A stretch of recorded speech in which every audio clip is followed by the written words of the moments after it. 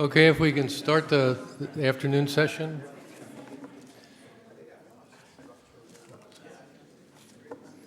So I'd like to introduce Dr. William Sutherland. Bert, as he's also known, managed three prominent research labs: Sun Microsystems, Systems Science Laboratory at Xerox PARC, and the Computer Science Division at BBN. Like Bob Kahn, he worked on developing ARPANET at BBN. In these early roles, Bert helped create major technologies that have changed the world: the creation of personal computer, VLSI chips, Smalltalk, Java programming language, and others, the net, and of course the net. Bert wasn't your typical engineer. When his team worked on planning and constructing early PCs, he had them team. Oh, something's wrong here. Oh, he brought in anthropologists, so yeah, cognitive scientists and psychologists, many of whom contributed quite a bit in those days. And get this, he also had them consult desktop computer users. This was pretty far-fetched in those days. Xerox always had a focus on the work, how to help people get their work done. And he directed the staff to take their PCs outside the lab to watch how people use them in the corporate settings. So long before Jobs sort of looked at this, I think PARC was doing the same things.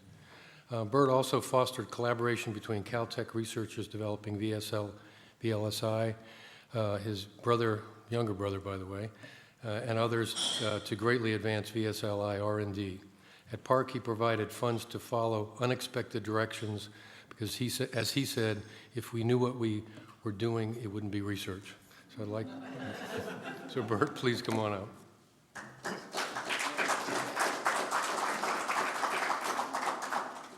Someone have my slides ready to go? We'll have everybody under up here.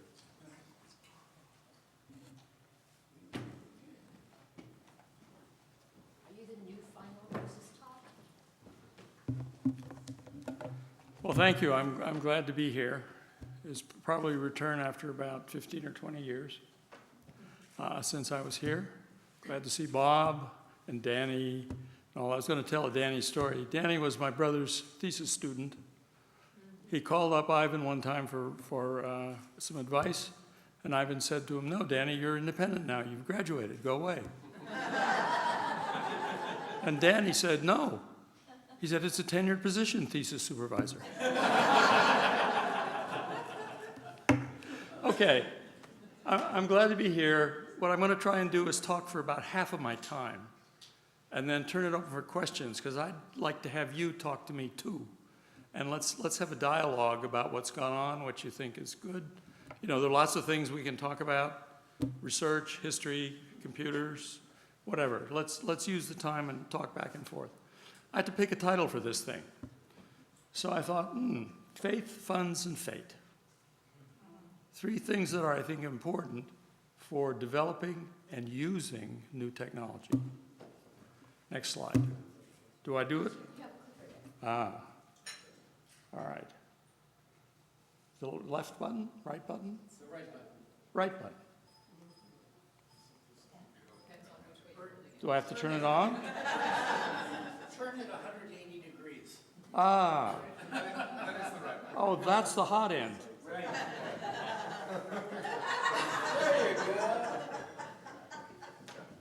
Okay, is there a technologist in the house? Okay, so what we're going to talk about is the genesis of Moses as I know it. This is my story, so it's going to be what I know about, what I saw happen at PARC, and try and perhaps get some lessons you all might find useful. So these are sort of the steps. We developed the design concepts, basically Lynn Conway, Carver Mead. A very unusual part about this project was, right from the get-go, we started making educational material to explain about it. And that's one of the things I think I carried forward from this when I was running Sun Labs. I used to say to the guys, don't forget, explanation is our most important product. You know, a research lab is fundamentally a change agent for whoever it's working on. Suppose you had a research lab. Suppose nobody in the company did anything differently. Then suppose the research lab vanished. Who would care? So a really important thing to think about is how are you going to make change? Who's going to be different? So we did the descriptive educational material. We did some initial trials at Park and MIT to see if it would work. Remember, what was being looked at was how to make sort of mere mortals able to make chips, just regular engineers, not the guys who worked in the bowels of Intel cutting rubylith things with complicated rules, and get the witchcraft out of making chips. We did larger multi-project chip trials at lots of universities for a couple of years, and then it was recognized as being useful to the silicon industry.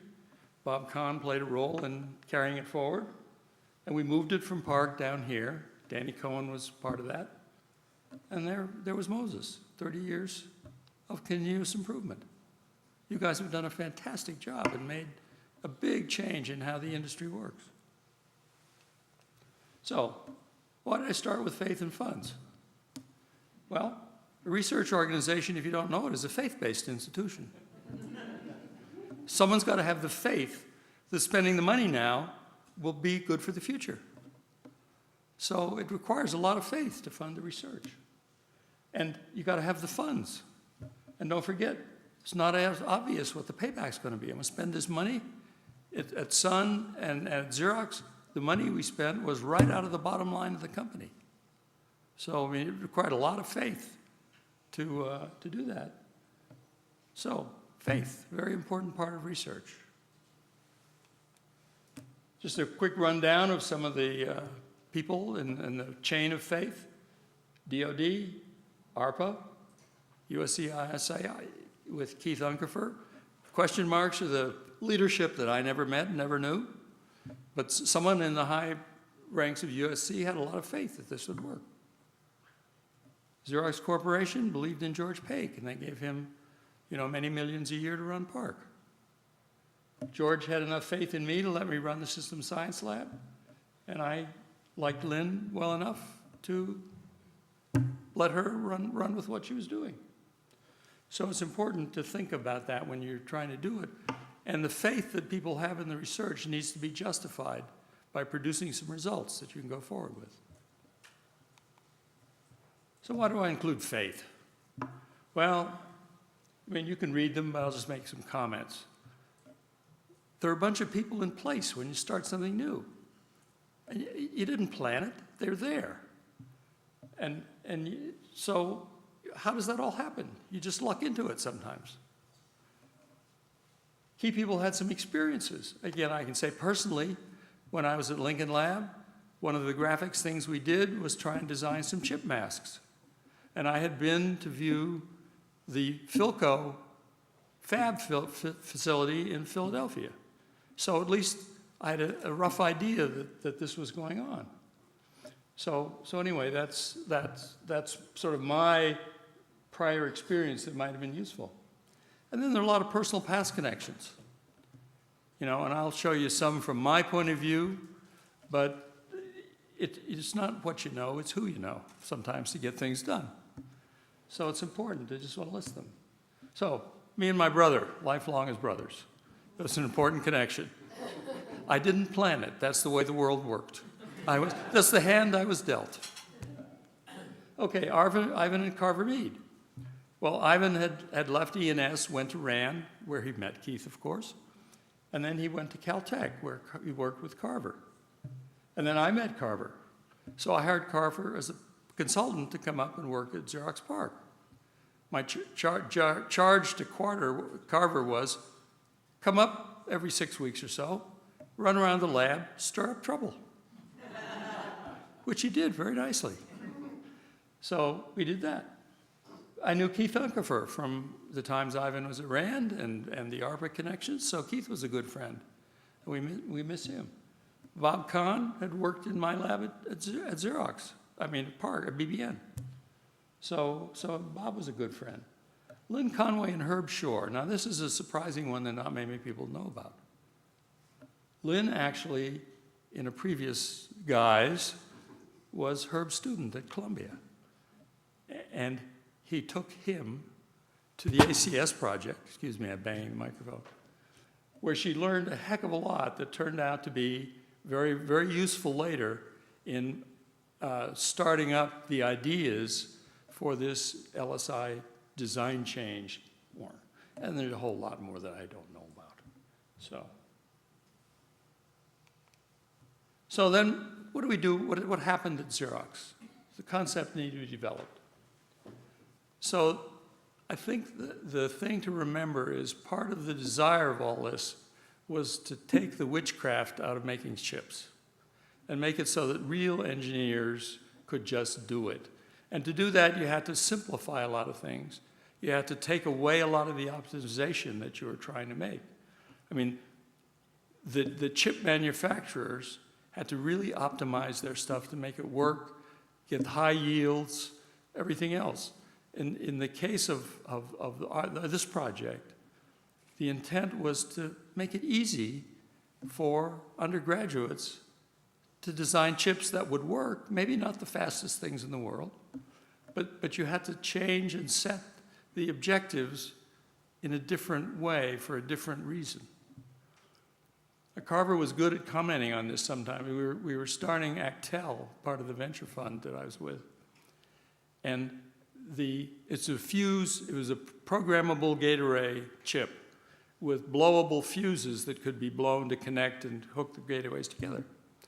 Well, the capacitance of the unblown fuses was a problem in the speed of the chips. But Carver's comment to me was, Bertie says, don't worry about this. These are going to be very fast chips. They're going to be 6 weeks faster than the kind you make with masks. So you sort of have to choose what parameters you're trying to work with and optimize. And you need to be careful about that to make sure you can do something that's good. So one of the really important changes that ideas that Lynn had, was these scalable dimensionless design rules based on the minimum lithography resolution in the masks. So if you could make something that would work big, and then as the lithography got better and better, you'd shrink it smaller and smaller. And then you could just grow the designs. And then there was the regular repetition of things to lay out. And you had digital subsystems. And then one of the things that they did was make a lot of examples of, here's the program logic array, here's the registers, here are the pads, here's all these things. So they did a lot of that early stuff. And this I've already mentioned this, but this is I think one of the key parts of this. We did some internal classes. We're trying to develop something so that people who are not experts could make the chips. So we taught some internal classes. We had to have class handouts. Okay, well, I think it's sort of one of the fit parts of this is, at Park we had the first laser printer. It was a Xerox 7000, and it could print a page a second. So it was easy to crank out 60-page class handout. For 20 people in the class, it took 20 minutes. And you just did it on the Alto. And we used to laugh. He said, you could fool anyone. This thing looks so damn good. I mean, it must be really serious, well-thought-out stuff. Look at these handouts. They look perfect. So that sort of evolved into the idea of creating a rapidly evolving textbook. And we invited some of the other contributors. Chuck Seitz made things. Kung at CMU did some stuff. And there's a whole bunch of things. We had to make a bunch of instructor guides for the information, for the university classes that were taught at Carnegie Mellon and Washington and everywhere. And again, Xerox cranked them out, just cranked them out. I mean, remember, Park was there to make the paperless office. and what we did was, I'm sure we increased the consumption of paper at Park by gobs. Anyway, this was up from the Addison Wesley professional book. Here it is. I brought my copy down. I don't know how many copies it sold. I mean, 70,000 or some large number. It's been translated into a bunch of different languages, etc. Okay, then we had to have some trials. If you're going to teach lots of new, fledgling chip designers to design chips, you've got to go try it, see if they can actually do it. So we did some internal classes. Then we did the first university course at MIT. Well, here's again, fate steps in. It just happened to be. MIT had asked me to be on their visiting committee for the ECS department. I got my PhD at MIT with Claude Shannon, and they said I was running Park, and they said, Park Lab, said, come and be on our advisory committee. So I was. So it was easy. I talked to Paul Penfield and Jonathan Allen and said, how'd you guys like to run a class? We're doing this new stuff at Park. Won't cost you a penny. I'll pay for it all. It was an offer they couldn't refuse. So they said, sure, come and have her give the class. So I detached her, temporary additional duty, suitable military style words. Half the semester was class work. You know, they looked at the textbook, you learned that where red wire, which was one or the other, across the green wire, that was a switch. And you had to lay out, and you had to have sorry, I moved out of the way. You had to have enough spacing so nothing shorted out, et cetera, et cetera. And there weren't very good design tools yet. So this was all done a lot manually. And meanwhile, Lynn's group back at Park was busy putting together some initial implementation tools. We're going to get all these things, how are we going to lay them out on wafers, position them around, print out the things, the files to go to the mask makers, et cetera. So and then we transmitted the data over the ARPANET. Park paid for the masks from Micromask. HP Labs, just up the road in Deer Creek from us, contributed to the fab. That was what we made. That was the first chip. The one on the lower right is the Lisp microprocessor that Guy Steele designed. And there are 20 projects on there. I don't know what a lot of them are. Ron Revest and Shamir did some crypto stuff. And these are just a lot of trials, different things. Okay, so that was a success. Other schools were interested. You know, the ARPANET was used to do a lot of the communications, so the word got around. You know, there's this great class at MIT. Couldn't we offer it at our university? And Lynn signed up about a dozen universities to do it. She was busy as hell in the meantime when she came back from MIT, making the instructor guides. They ran classes. And then she had the idea that said, why don't we just try to implement all of the class projects out of this happening? And it turned out to be a monster. You know, they made an automated email handler so you could mail in the masks, and they'd position and reply and send you emails about the deadlines. Again, as Bob and others have said, what ISI did was really expand this into a real e-commerce system. The designs were sent over the ARPANET again to Park. We merged the files into these multi-project chips on wafers. Made the masks again. HP donated the fab, very nice of them. Chips for 82 projects were sent back 1 month after they were sent in. So, I mean, this was a whole brand new way of thinking it. You could take your class, design your chip, get it back, and see if it actually worked. And I think sort of one of the subtle effects of this I've always felt was, okay, so these kids are hired, and they go to industry. And they say, gee, why can't I do that? I did that in college. So, you know, it had this sort of infecting effect. And then we had a second one, MPC 580, the next year with even more universities. And this led up to, the trials were a success disaster. Okay, it was way too much. Park couldn't have gone on and done that. It was not scalable. It was just very difficult, had a lot of hard work. You know, what Xerox wanted these guys to do was new things in research, not the support kind of stuff. So Keith Unkefer and ARPA, Bob, they decided to continue for the industry and the nation's benefit. And I think it's been a huge impact on the nation's ability to do electronics. Bob Kahn had the faith to provide the funds.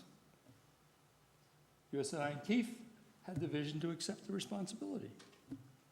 I mean, it's been a real, in my view, a smashing success story. One of the things out of my career I'm most personally proud about. The way I wind up thinking about this, so you have a research, you got a new idea. This work is going on, Lynn and Carver are figuring out. That's order 10 to the 0 minds. Okay, now, today, if we look around, what's the order 10 to the what for the minds who got this stuff and are using it? Is it 10 to the 6th, 10 to the 7th? I mean, I don't know what the fan out is, but to me, that's the import of the impact. How many other minds grok the ideas, the new ideas? And again, having all this educational material made the time constant of that fan out much shorter than it would otherwise have been if their results were published in dry papers that might have been read or might not, and that takes years.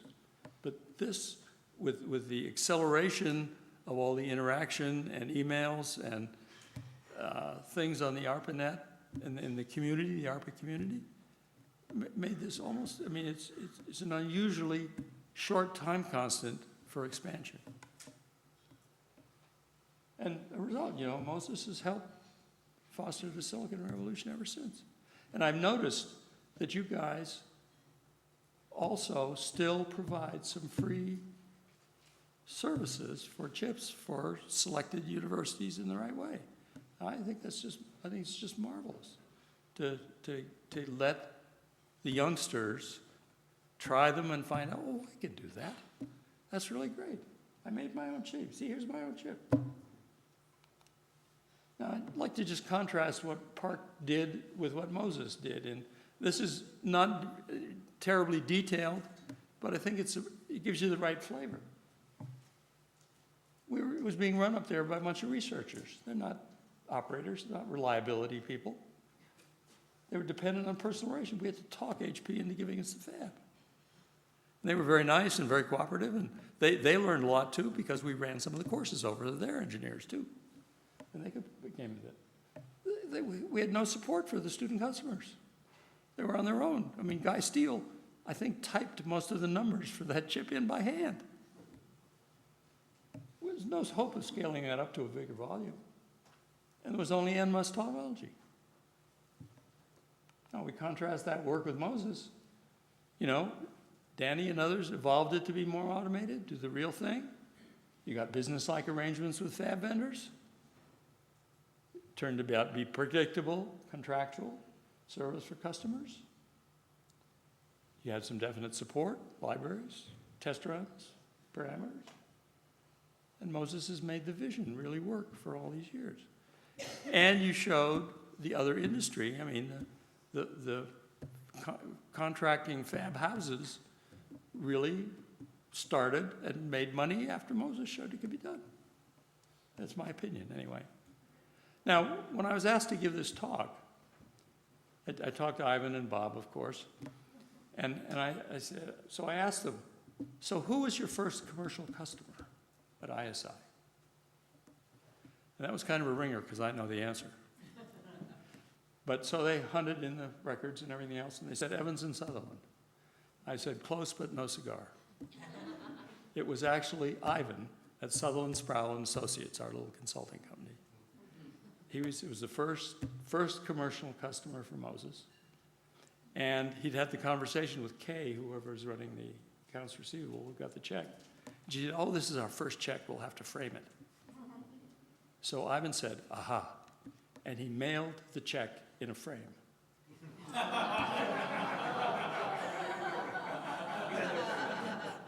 Hopefully, I'm sure he was thinking, maybe they won't cash it. Fat chance, right? Okay, I got some concluding comments. Because this is the research, if you want, the research and demonstration side of this progress. Using research results is hard. It's easy to get the ideas and publish the paper, but getting someone else to do it is really hard. When I was up in the Bay Area running Sun Labs, we used to have what we call the Bay Area Research Directors, and the guys from HP and IBM Labs in Albany, and Rico and Lockheed and everything, and Mark from Xerox PARC. We'd get together once a quarter for dinner. And the topic always was, well, how have you done with technology transfer lately? And the answer was always very poorly. So it's hard. The recipients usually don't want to change. As I said, research lab needs to change behavior in the company or in the organization, whoever's sponsoring it. Because if you don't change the behavior, why bother? The other sad fact is the recipients usually don't budget for the change. So they don't have any money to do the new things with. I solved that problem at Sun for some of my projects because I just kept paying for them and give the control to the company guys. So I'd take a group of 6 people, say, okay, for the next year, I'm paying for you still, but you're working and reporting to him in the company. And then after that, we can negotiate and change over the thing, which is okay because it takes time to recruit the replacements. You can't do it instantly. And the really different thing I've emphasized before, developing the curricula is really unusual while you're doing figuring out the new ideas. Right? The whole point of the new ideas is to implant thoughts in someone else's mind. Now, this story was a real happening at Park. We didn't know what we were doing. I mean, it was, every time we did something and it worked, we said, oh, let's do some more of that. Or this is the next wacky idea to try. Let's see if this works. So it was real happening. Lynn wrote a tech report on that. And if you like, this is history. And if you want to get it, you can find it on Google. Just ask for the MPC Adventures. And it'll come up, and you'll see the blue cover and all that stuff. It's a fun story. I mean, a lot went on, a lot happened.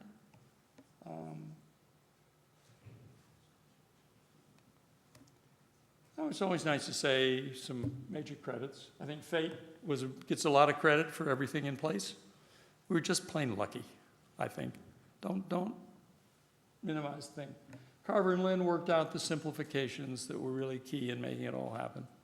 Once you change the objective, which is not to make something with minimum chip area, maximum speed, minimum cost, and all that stuff, and change it and say, what I want is fast turnaround so that I can see if my ideas work at all.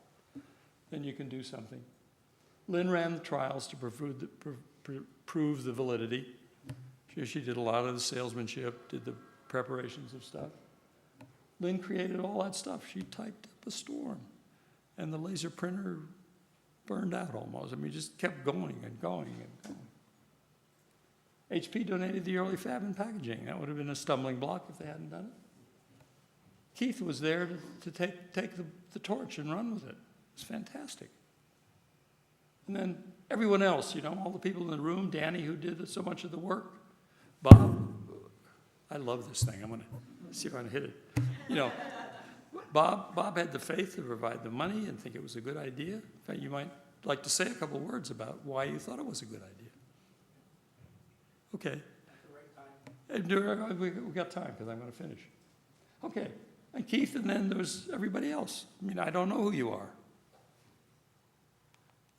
Now, I sent my slides to Lynn for an email to check the facts after the talk. She sent me back, I'm going to read them to you because you're not supposed to, but I will. She said, I'm still amazed at how all this happened, given that so much faith and fate was involved. At times, it almost seemed like some invisible hand was guiding the events. I mean, why did it all work? I don't know. We were lucky. Maybe they're just superbly good ideas. The situation was ripe and right. And how do you predict? You don't know. And this is her kudos to you here. During the Q&A, it would be great if you could help the ISI folks better grasp the huge impact of their efforts down these many years. They are owed many kudos for taking the flame and really running with it. And that's, from the lady who figured this all out and helped make it all happen. Okay, I don't know how am I doing on my time. Hey, I'm not too bad. Okay, I'm about to use the Scott McKinley way of ending this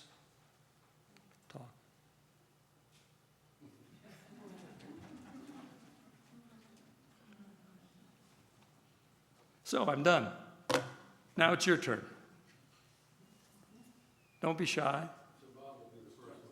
Yeah, Bob, you want to say something about why you thought it was a good idea? You gotta stay up here so you can. I will. We'll wing it together. So, I guess, you mentioned right at the beginning, this was your personal cut at it. And I really appreciate it because I don't think I've ever heard your personal cut at this before. So I particularly appreciated it. From where I sat, I just saw Xerox PARC as being a place that was doing a good thing for the country. And I saw Lynn as a force for making this all happen. It actually was part of a much larger national thing, as I saw it. So let me try and give you that picture. And you were identifying individuals. I think you don't want to understate the role that Danny Cohn played in making all that happen. I remember we made it that Danny went to Caltech for a while so he could get embedded in Carver Mead's view because he was going to be, hands-on making that stuff work. And he stayed there for a while and then came back. Keith was a consistent supporter of this right from the beginning, but I don't think Keith ever got into the details of what was actually going on. It was really all Danny and his team that did that. But looking at it from a DARPA perspective, here was the situation we were facing in the late 1970s. The funding in the IPTO office, which was the main support for the research community, had gone down dramatically. When I took over as director, we had about 25% of the actual funds that had been available maybe in 73 or 4, after Licklider had come in and had the interactions with George Hallmeyer and the Defense Department regaled against funding more for the universities. So it's not just ISI that hit the RAND folks that had the problem, but we were faced with a real problem financially. And in fact, of the 25 or 30% of the money that was left, the real money, half of that had gone into military command and control type test beds or command and control stuff. So there was an even smaller fraction that was available for research in the country. So I was looking specifically for what could we do to turn this problem around nationally. Now, this was not a discussion I was having with the folks at PARC. In fact, you probably know the folks at PARC were trying to recruit me during that part of the, yeah. So we ended up deciding that what we would do was set up a VLSI design program. Now, that was aided by an input from 3 people, one of whom was your brother, Ivan, who wrote a paper with Carver Mead and Tom Everhart. And it made the argument for why moving into the VLSI submicron domain was really important back then. That was the leverage I was able to use because I said, look, if we're going to get into submicron, there's going to be so much, we're going to be dealing with chips that might have, think big, right? Thousands of gates, millions of gates.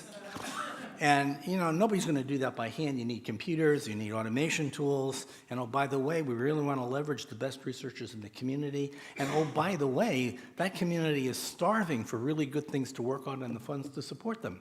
So if we could get the university students involved, that would be a good thing.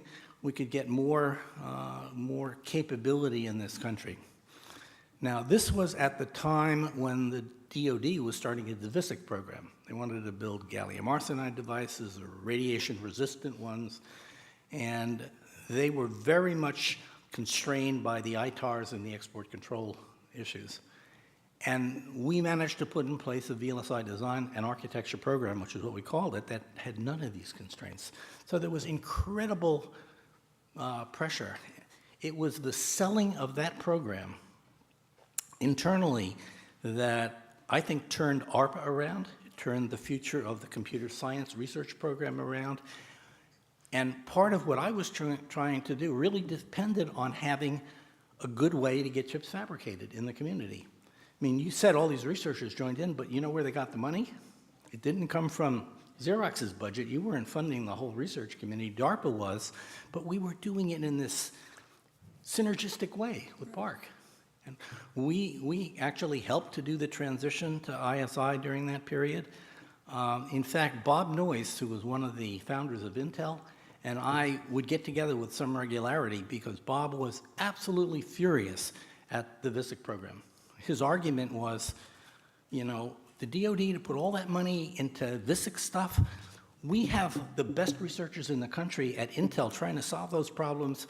We don't want government money. All you're going to do is give money to the second-rate places, and they're not going to do any better than we do. On the other hand, he looked at what we were doing with the VLSI program at DARPA, and he said, that's great because, and I'm going to pick on your points, number one, you're building the future capability for industry, you're educating students, you'll get innovative designs out of the community. So that was part of the motivation. I was trying to build up the base of support, I was trying to get new ideas out in the community, and we were a very important part of that story. Now, I have to say, in defense of your view of the world, it was not because you and I ever got together and planned it. Right. We never did. We never talked. You did what you were doing, we could see what you were doing, we did what we were doing, but without those two pieces, it wouldn't have ever come together, and we played a key role in helping to transition stuff down to ISI and funding them to get going with the work. But I think this was one of those wonderful things. If I had a point to where the impetus of it would have come for me, I would say it was the time I spent at BB&N with you, where an awful lot of what happened in that play, you would have had to be there at the time to really understand it, was sort of everybody sort of understanding what everybody else was sort of up to and figuring out how to do things would augment. And having the confidence in how we each other thought. Right. Motivation, understanding the motivations. Right. If Con was doing something, I knew it was for some good reason. I might even know what it is, but I knew damn well it was a good reason.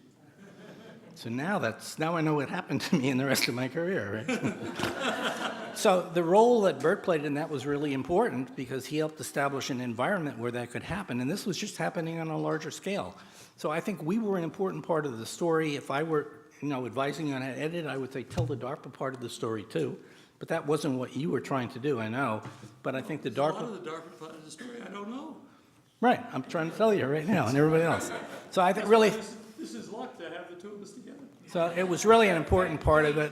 Fate to have two of us together. And even the case of, MIT using the ARPANET, I remember the conversations I had with Lynn where she explained what she wanted to do. She didn't know whether this would be viewed as a DARPA thing because we weren't supporting MIT, and was it too industrial? Did it really fit within? And so we had to work that all out, give her the approvals, and enable that all to go too.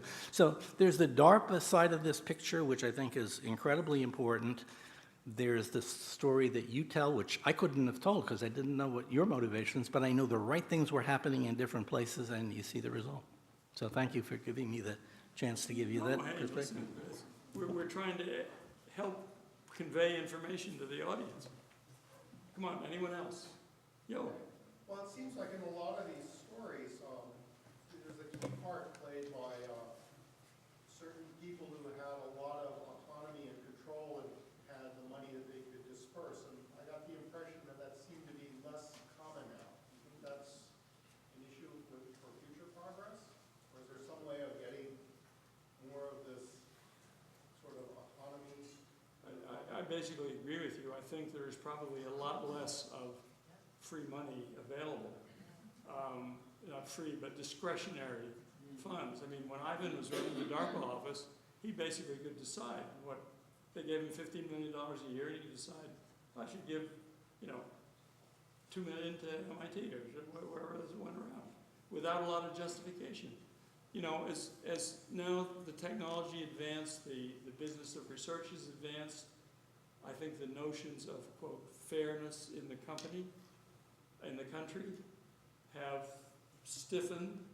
So, you now have more competitive things. You got to try and say what you're going to do when you don't know what you're going to do, and make it sound really good so that you win. Make it sound better than the other guy, let me put it that way.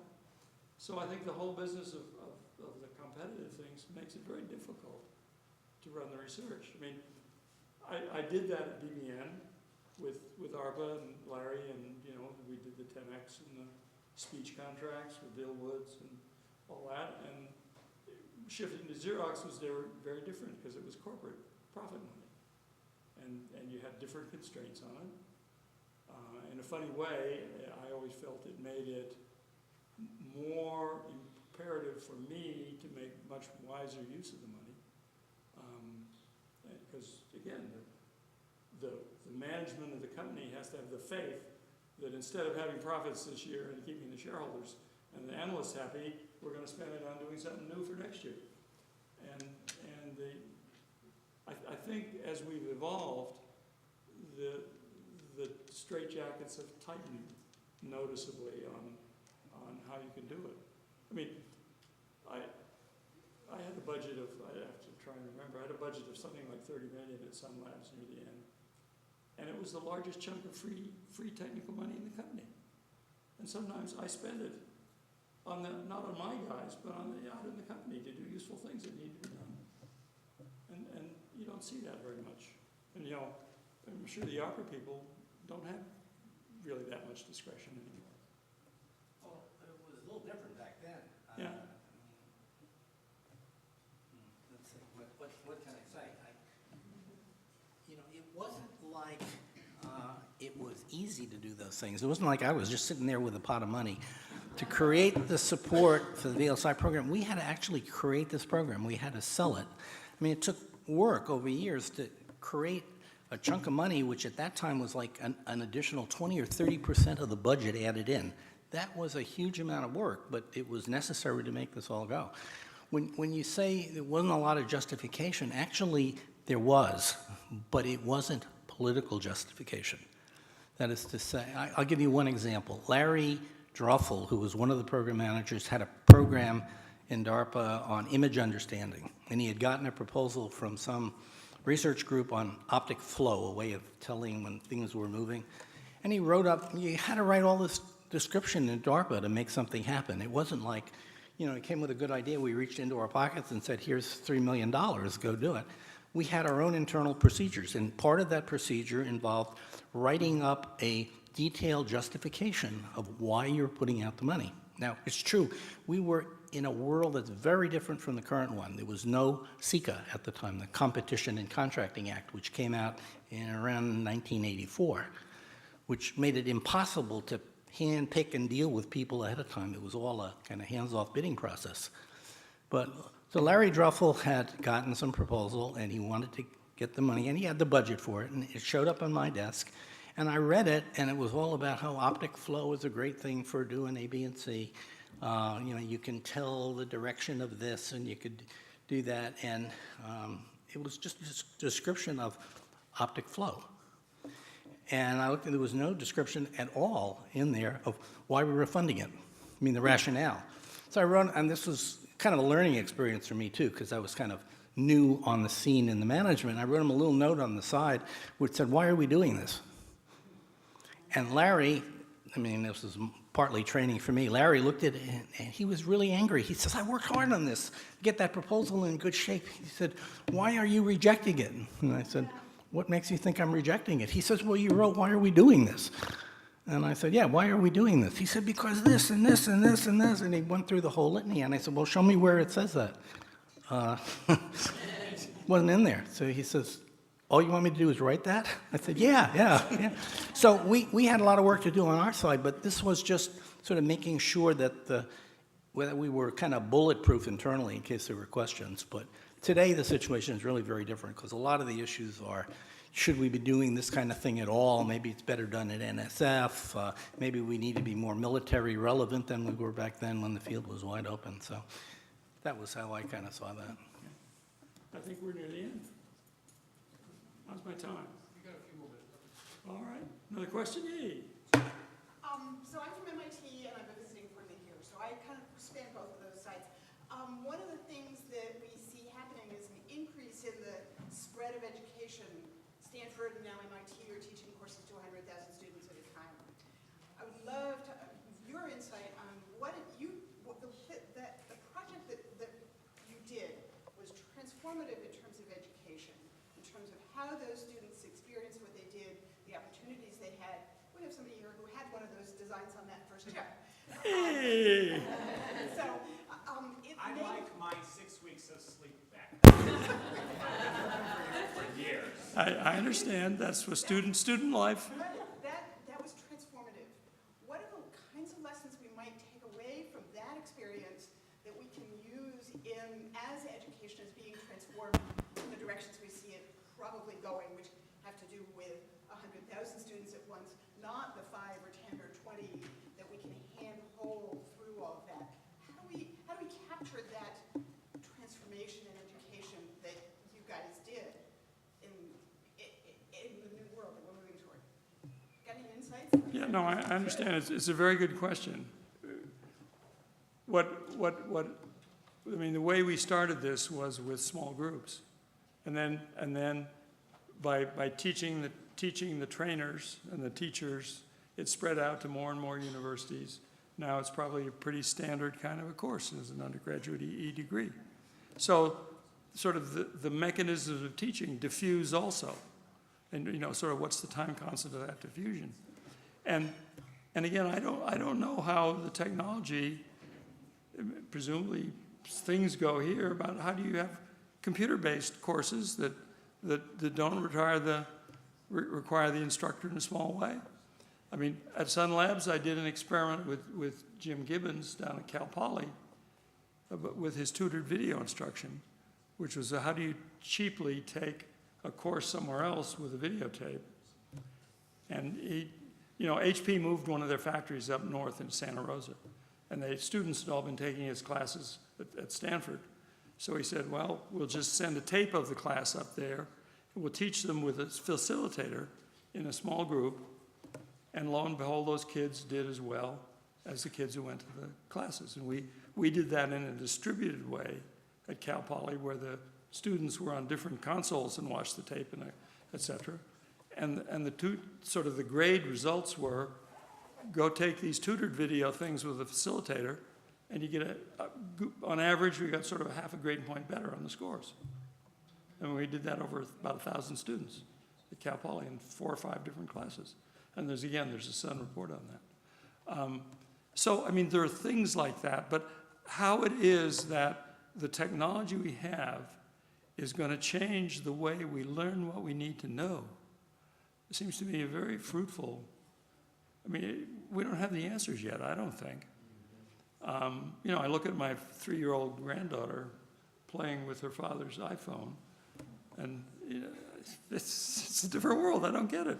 I mean, so all I can say is it's a really good question, and I don't have an answer for it. I think we'll muddle along, getting better and better and better. Now we have tablets and, et cetera, but it's hard to put good course material into the machine. So, I mean, this was an attempt to make it, individualized. It's not perfect, but it's got a long 1,000-year history or whatever as a technology. We're in the business of change. Let's get on with it. Yeah. The question? Oh. I want to also comment that not only was part of the forerunner of Moses, but the PUP protocols, the networking and internetworking actually had first initial implementations and protocols developed by PARC prior to the internet standard protocols that we use now today. Yes. There was a whole lot of innovation. Clearly, it benefited the community, benefited us, it benefited the country. But nowadays, you don't see people walking around carrying Xerox brand tablets or buying things from a Xerox store. Do you have any comment about where the disconnect happened? Well, yeah, I mean, it's the innovator's dilemma sort of issue about the corporation was sort of so big and monolithic, and so it was a giant tanker going that way, and it was almost impossible to turn it. And that's why new little companies come along and do the creative destruction that I mean, it's the way it works. Xerox just missed the boat. I mean, they had all kinds of opportunity, and we tried hard. I mean, I finally sent John Schock. We had to work real hard through Xerox to get the Ethernet standards released publicly without, I mean, Xerox had this patent huddle view that came from the early Xerox patents. It was sort of always war between the lawyers at Park and the scientists at Park. But, you know, it's very, if you stop and think, so here you're the CEO of a company with 40,000 employees. How do you get any of them to do anything differently? It's just hard. So, any other? Let's let someone else talk. The next speaker talks. Yeah, that's what I said. That's what I meant.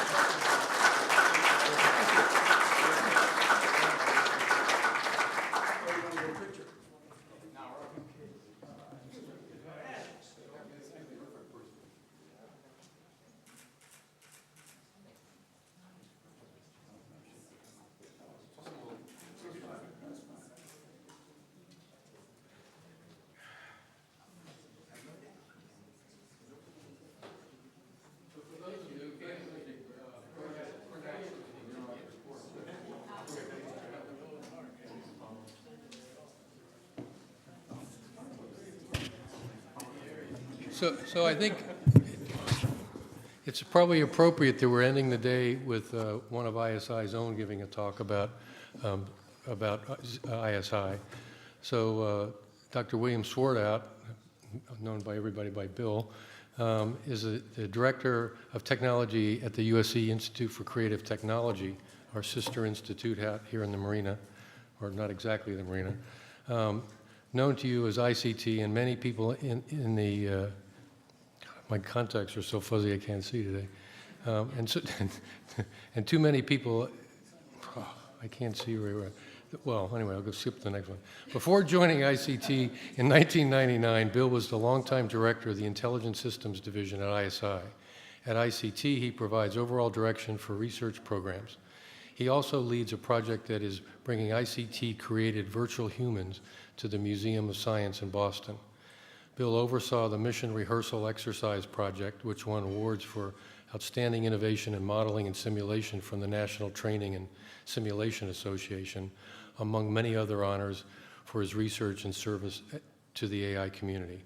As with the other speakers, we'd be here all afternoon just listing his honors. Please welcome our alumnus, Bill Swartout.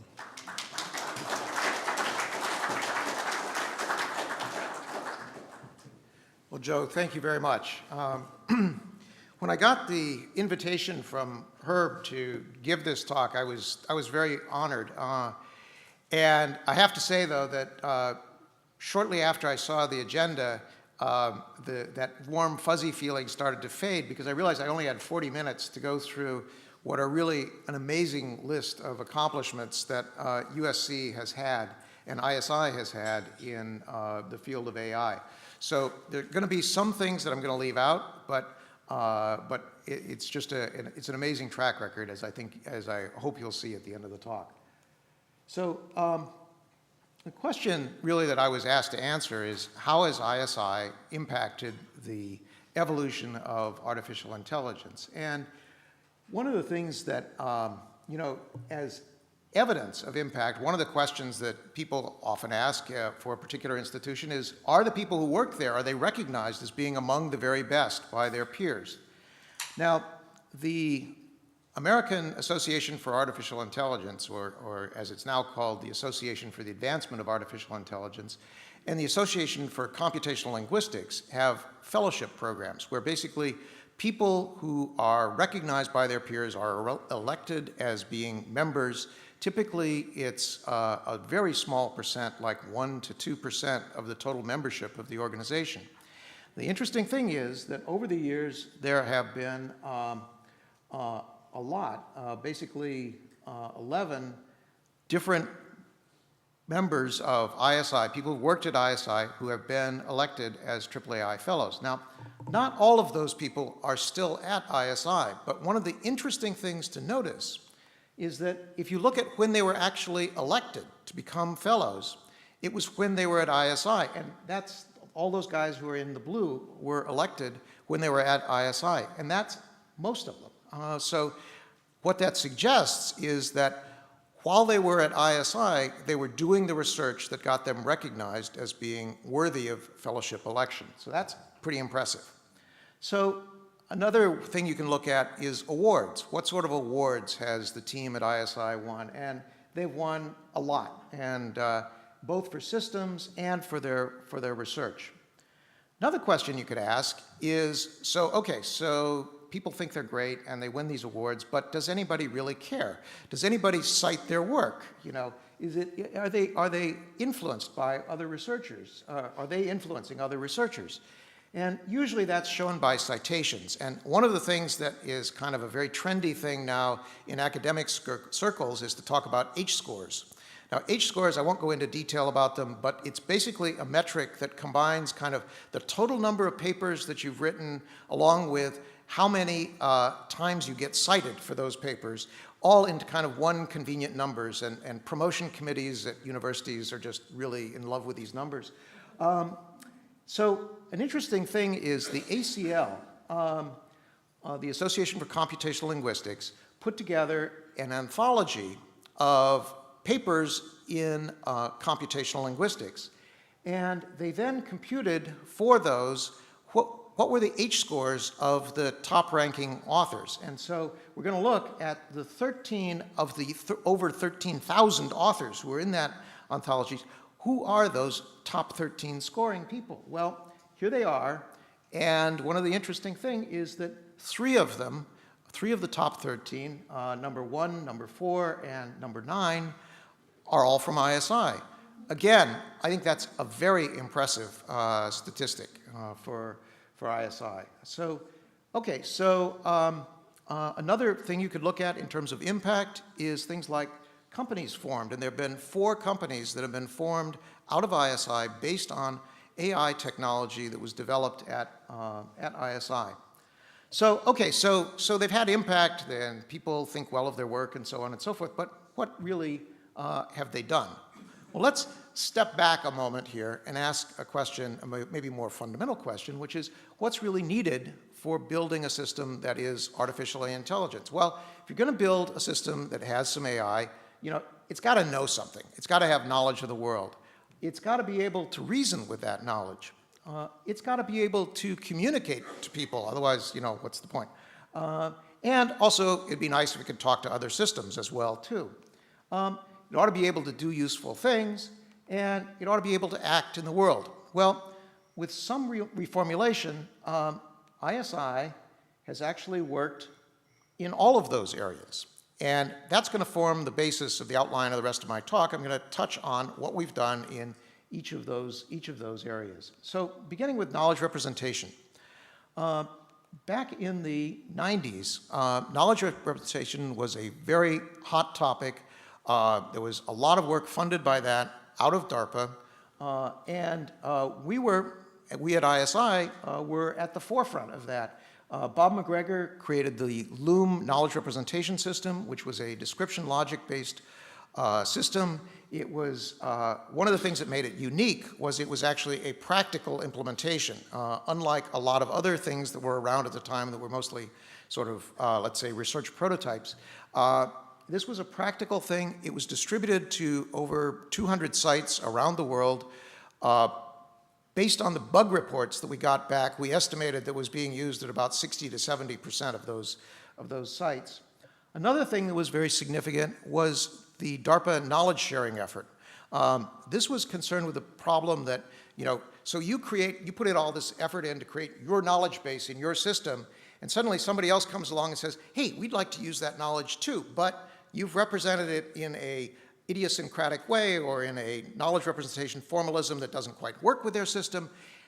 What are the techniques and the technologies that we could use for translating from one representation into another? Or what are the standards that we could develop for representation systems so that when you represent something and I represent something, if we want to later merge them together, it's a lot easier.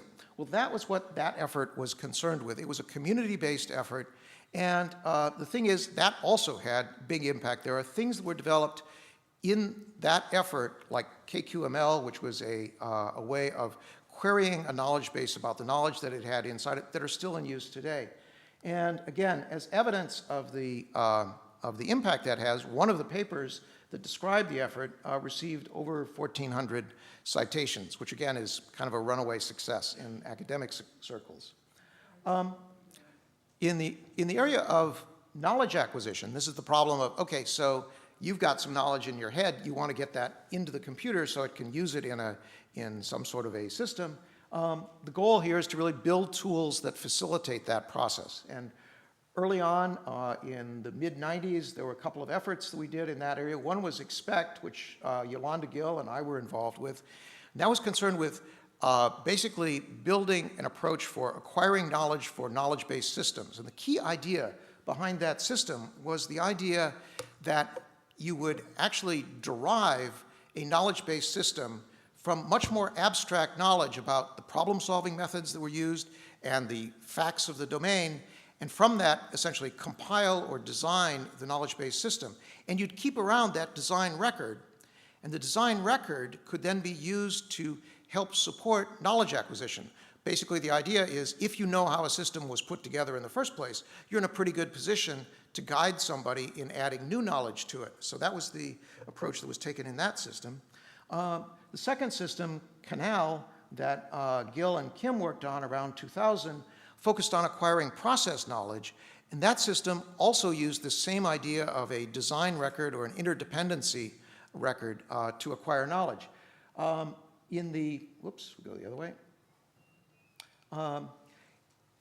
Evaluations were done, and some interesting things emerged. One was that a good point was that users could complete complex tasks using just those acquisition tools. It was faster for them to enter knowledge, particularly if it was complex. The interesting thing was that everybody benefited from it, not only novices, which is what we'd sort of been hoping for, but actually also experts were able to acquire and add knowledge more easily and more rapidly into their systems. So then the semantic web arrived and everything changed. And here's a slide that I borrowed from Yolanda Gill, and it just outlines, the many ways in which things changed in that world. You went from, one users to lots of users to being able to train people to no time for training, and a variety of differences, as you see on the slide there. Yolanda continued to work in this area of knowledge acquisition and did two interesting systems. One was called Learner, which is perhaps one of the early examples of citizen science. This was basically a system that they made available on the web and in museums where people could walk up to it and just tell it things, tell it facts, enter facts into the system. And the system would then use this community that was developing of users to essentially fact check things. So it might allow you to enter some information, but then it would also ask you about knowledge that other people had entered and get an idea if it was really good knowledge or bad knowledge, and put together from that a knowledge base. And in the time that it was in operation, they acquired over 700,000 facts from about 3,000 users. Another system that Yolanda and Gil and Fritz worked on was a system for inputting procedures and describing to the system how you do stuff. What are procedures for accomplishing particular tasks? The interesting thing about this system was that it would receive the input in a controlled subset of English, but then would display the results back to you graphically. So you'd see in a graphic form what it thought it was understanding from what you were saying. And the interesting thing about that is that by giving you a graphic view, you're giving people basically another view on the knowledge that they're entering, which often makes bugs and problems that might be in the information readily apparent. This system also had good evaluation results. Users could learn to use it quickly, create complex procedures, and could interact with the system to resolve problems that they discovered. Now, I have a little clip of a young user and her testimonial on this. I have to warn you that the user may have some relation, I'm told, to one of the principal investigators, so perhaps her endorsement is not to be taken completely literally. Very good. Very good. Oh, we need the sound. Let's see if we can try that again. Very good. Very good programming, and it worked very well. So there you have it. We call it a summative evaluation. Okay, another thing that Yolanda has been doing in working with the W3C on the semantic web is looking into the issue of provenance. That is, like in art, you know, where does this stuff come from that's on the web? This is actually a growing issue. Yolanda has been heading up a committee that's looking at that, and they've been producing reports on those issues. These were recently picked up in of all places, the Atlantic Monthly, that commented on their work. So the importance of this, I think, is really getting recognized. Okay, so that's knowledge and knowledge sharing, knowledge acquisition. Cognitive architectures. This is basically how do you reason with the knowledge that you've got. And again, here, the cognitive architecture you can think of as being the kind of fixed structure that underlies how the computer is going to do its reasoning. It describes the mechanisms for memory and reasoning, learning, interaction, and so forth. When you add knowledge to that, you can start to get problem-solving behavior. ISI, Paul Rosenblum, when he was at ISI, worked on the SOAR architecture, which was a collaboration with Alan Newell at Carnegie Mellon and John Laird at University of Michigan. And it was a very ambitious effort that actually produced a lot of really good results. It embodied a symbolic working memory, a long-term memory of rules for doing inference. It could decide what to do next based on preferences that were expressed within the system.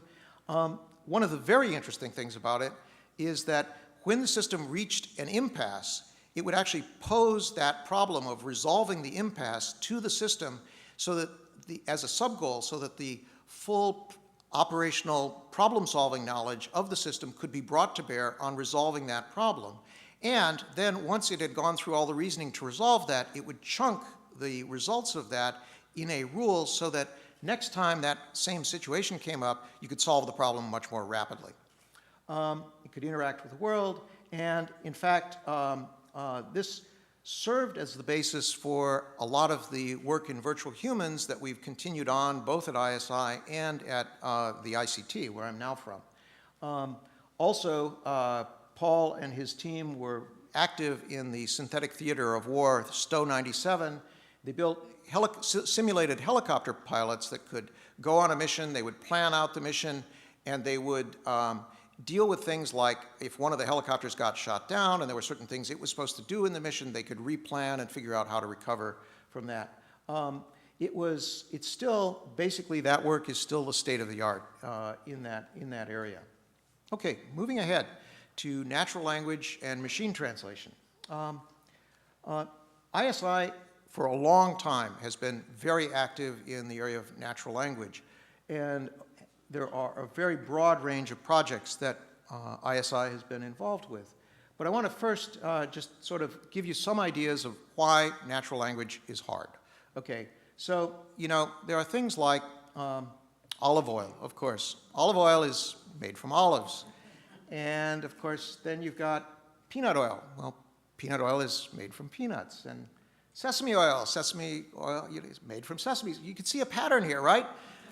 Then you get something like baby oil, which, you know, we don't want to go there. And the other thing that's hard for computers is that word order really matters. So, you know, why cats paint is not the same as why paint cats. So, okay, so this is tough for computers, but, you know, we as people do this stuff just very naturally. It's very, very easy for us. But how can we make it easier for computers? Well, some of the areas where ISI has contributed, one area is in the whole area of text planning or text generation. And this is work that goes back to the 1980s with Bill Mann, where the challenge here really is you've got somehow represented inside the computer some bunch of facts, and you somehow want to produce English output that corresponds to that formal input. And there's some challenges there, like making sure that the text is coherent, it's grammatical, and that it's appropriate for the particular people who are listening to whatever's, or reading whatever's being produced. Bill Mann, starting in 1980, worked on the Penman system, which created the Nigel grammar, which is still the largest grammar of English, maybe the largest of any language that exists in the world today. It's still in use around the world, and it still has served as a model for other generators and systems. Ed Hovey also produced in 1987 the Pauline generator as part of his thesis, and it was the first one that could really generate from a single formal input hundreds of alternative outputs based on the interests and experience and so forth of the potential listener. Now, those two systems were concerned with getting the sentences right, okay? Now, but of course, producing text is much more than just the sentences. It's also putting together paragraphs and things like that. So one of the things you have to understand when you're putting together a big paragraph is how the different parts of the paragraph relate to each other. One part may be background for another part. One part may be a compare and contrast with another part, and so forth. Bill Mann and Sandra Thompson, starting in 1985, worked on rhetorical structure theory, which was a way of describing for a text how the different pieces of that text relate to each other. They identified about 26 different relationships.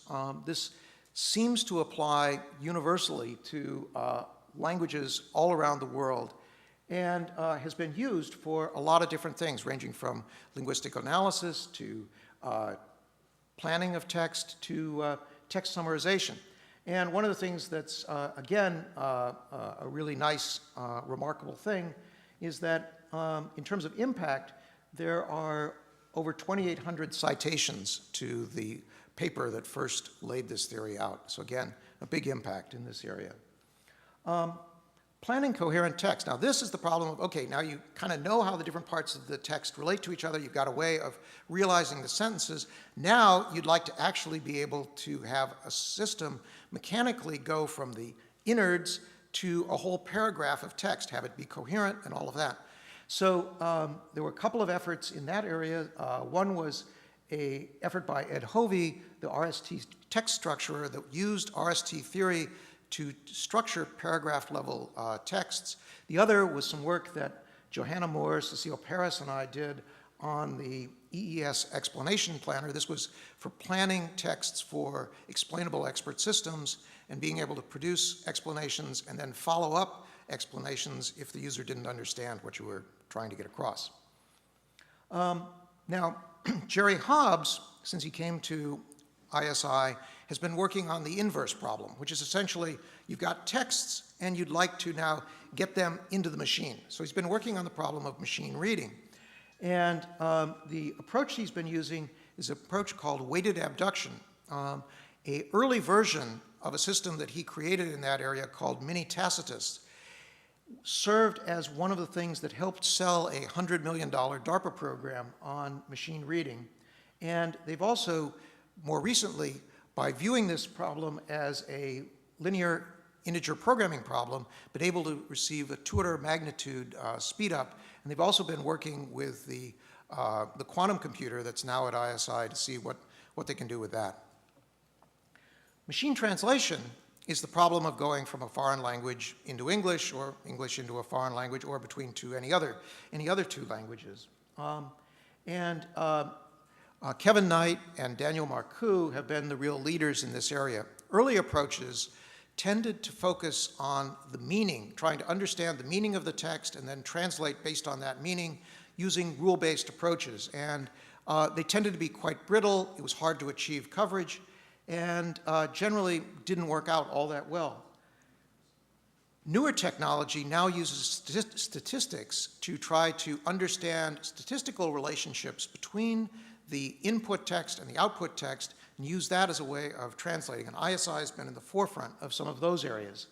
So basically the way this works is you get a lot of text where you have interlinear translations between two languages. You feed those documents into a learning system that uncovers some of the interrelationships between the texts, and then does the translation. And the good part of this, of course, is that by taking the statistical approach, it reduces the brittleness that we see with rule-based approaches. It benefits from having lots of data. It's amenable to machine learning. The bad is that just using those correspondences that you find doesn't necessarily lead to grammatical output, because the word order of English, say, is very different than the word order of German. And if you just take the words from one and plug in, you're not going to get good output. So what Kevin and his team have been doing is looking at, can we parse the target output language? Since we've got the pairs, we parse the output, and we look at what kinds of words appear in those output sentences, and then develop statistics for that, so we have an association between what you're talking about, the words that you're using in the output, and the sentence structures that seem to go with that, and use that then as a way of selecting an appropriate target parse structure that can be used as an armature for putting together the parse. So essentially what happens here is you've got a bunch of Chinese words, you've got their correspondences, you select a parse structure, and then you plug the words in the right places in the output, and you seem to get much better results. And in fact, in the most recent bake-off that was done on this, the NIST Open Machine Translation effort, ISI scored at the top for Urdu to English, Chinese to English. They came in fourth on Arabic to English, but they were very, as you can see, all of the top rankers are very close in Arabic. So again, I think this is a real testament to the kind of impact that ISI has had on that community. So information access, this is another problem. This is a problem of how do you access information, and how can we build AI tools that help us access information that's out there in databases or on the web. And there are a couple of systems that I'm going to talk about that ISI pioneered in. One was SIMS, that was done by Yigal Ahrens and later Craig Knobloch, which provided a single interface to multiple information sources. So there's all that information, all sorts of information that's out there in databases. They wanted to be able to provide you with a way of giving a single query to a system and then have the system automatically determine where it should go to get that information, possibly to multiple databases, while freeing the user from having to know where the information is stored, in what formats, and things like that. And it used a planning approach where the query would come in, it had a model of the capabilities of different knowledge bases, and it would go out, find the information, and then bring it back to the user. Another system, Ariadne, extended that idea to the web, basically by creating wrappers around web pages. So web pages are basically intended for consumption by people, but a lot of the information that appears on a web page is actually filled out in a regular sort of way.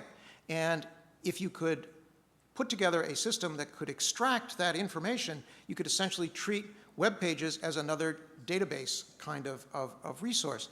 So Ariadne was a system where a user would go through a process of interactively looking at web pages, identifying the points on the web page that were of interest. Ariadne would then induce a wrapper, a bit of software around the web page that could be used to extract that information. And the cool thing about this is that if the web page changed, and of course web pages change all the time, Ariadne could actually understand this, could recognize it, and fix up the wrapper without you having to get involved in the process of going back and maintaining things. So this was a nice thing. And this actually also led to the formation of a company called Fetch Technology, which there's a brief little story about here. A new super search engine created this internet page. It shows an airfield in Africa. Another page created by the super search engine shows the landscape for a military mission.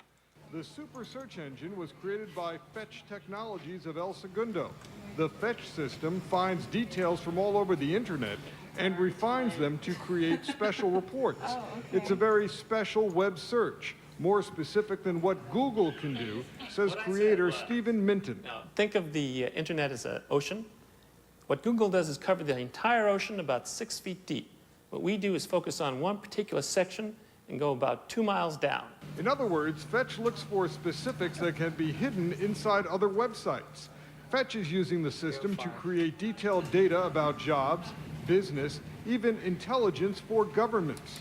Fetch Technologies is capable of extracting information, specific information, from up to, let's say, 1,000 sites instantaneously. Whereas before Fetch Technology software, it might take hundreds of people to go out to the internet, look for that particular data. Okay, we'll stop that there because as evidence that other people actually like this idea and like this approach, Fetch was recently acquired by another company. So again, evidence that maybe this is a good idea and some people were willing to put their money into this idea. In the area of education, ISI has a long history of some really excellent projects that have come out of the CART Center at ISI. I'm going to focus here on Steve, which was a system that was created by Jeff Rickel and Louis Johnson in the late 90s. And basically, this was a immersive environment where you were in the environment with an agent that would demonstrate tasks to you, like how to start up a large shipboard air compressor. And the agent, Steve, could both demonstrate the task to you and also watch you do the task, monitor you do the task, and he could fix things up if things went wrong. Here's a little clip that shows Virtual what this was reality like. provides a three-dimensional Remember also, this interactive is mock-up of the 1990s student's work graphics. environment, allowing them to practice tasks. The student, who is wearing a head-mounted display, appears as a floating head in the virtual world. Steve, an intelligent agent, cohabits the virtual world with students to help them. Hello.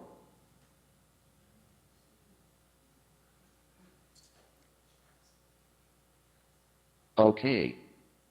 Let me show you how to perform the pre-start procedure. Always perform this procedure before starting the compressor to make sure everything is in working order. I will now check the oil level in the compressor crankcase sump.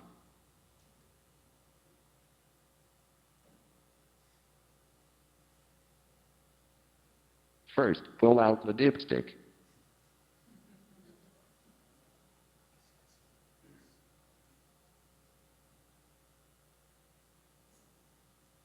Now we can check the oil level on the dipstick. It should be between the L and H marks.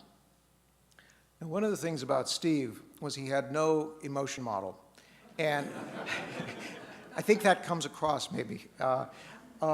And so what would happen is that students would actually do things like after Steve had shoved in the dipstick, they would run around, they'd pull it back out. Steve would say, oh, the dipstick is out, I have to go fix it.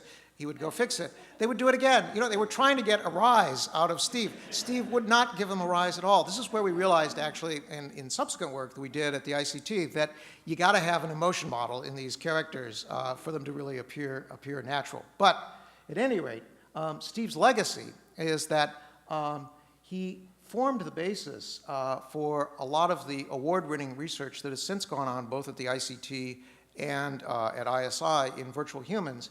And the underlying architecture that's used in Steve, the Austin architecture, is actually still in use. One system at ISI that grew out of Steve was the Tactical Language Trainer. And this is a system that teaches a variety of different languages in an operational context. So you're in a military setting, in an immersive environment, and you're going on a mission.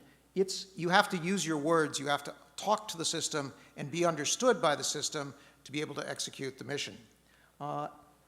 Here's a clip of what this system is like. If you develop rapport with the Iraqis, they cooperate with you. If you are rude, they are hostile and uncooperative. The red square shows when the system is listening to you speak. مرحبا ابني. مرحبا سيد. وين أبو بيت؟ Green pluses indicate that the Iraqis' opinion of you just went up because you showed cultural sensitivity. And the tactical language trainer received a DARPA Significant Achievement Award, which was a big event, and also became the basis for another startup, the Alelo project that Lewis Johnson is still running.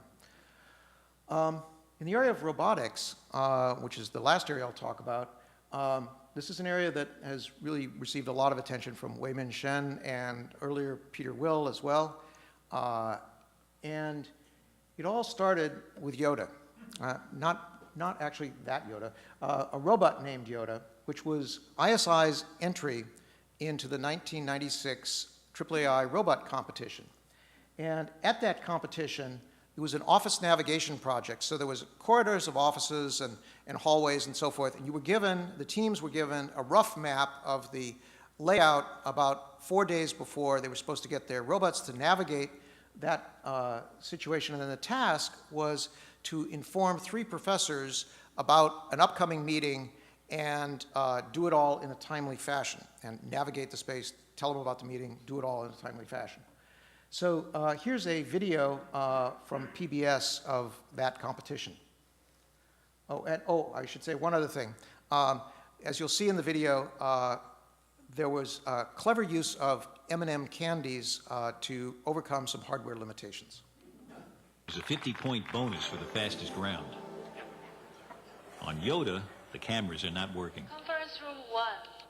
The next landmark after I start moving. Found the landmark. This robot has multiple personality disorder. Every time it talks, it's got a different voice. Is there anybody in the room? Please come and get some M&M. To detect motion, Yoda has to entice people within range of his sonar. Oh, thank you.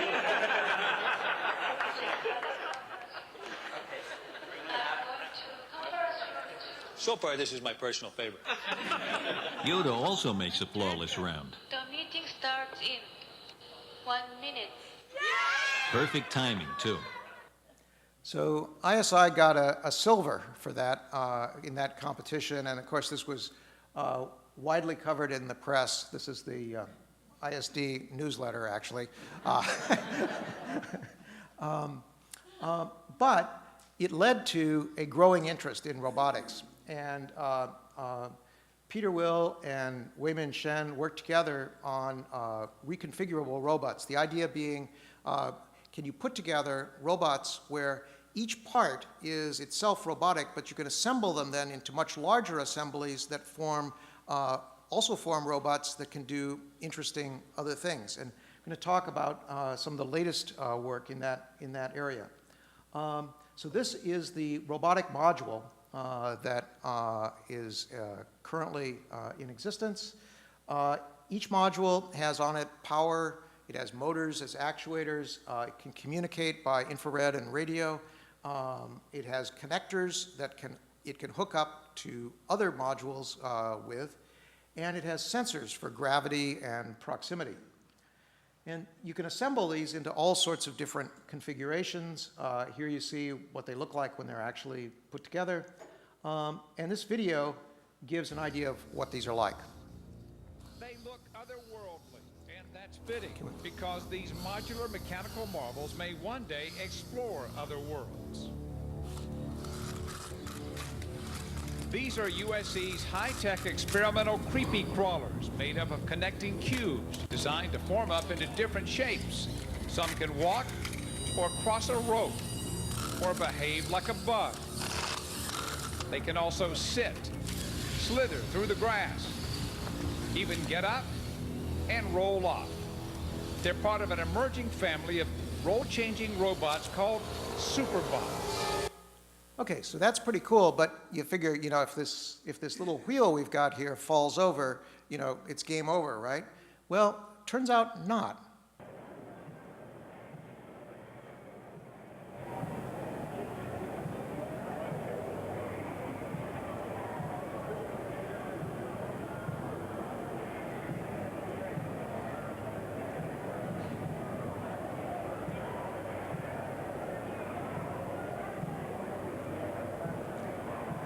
I think that's pretty cool.